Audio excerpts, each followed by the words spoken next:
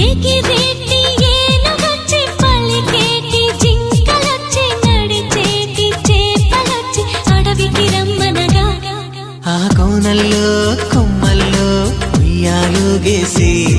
ఆ కొమ్మల్లో పళ్ళన్నీ రుచి చూసి ఆ పళ్ళల్లో మైకంతో మోహం కమ్మేసి చలిగా గిలిగా తొలిగా త్వరగా అటుగా ఇటుగా మరి నువ్వే నాకు ముద్దిస్తావని తడివేదాలు ముద్దిస్తావని నమ్మడానికి ఎంత బాగుందో నీకోసం రెక్కల గుర్రం ఎక్కి వస్తానని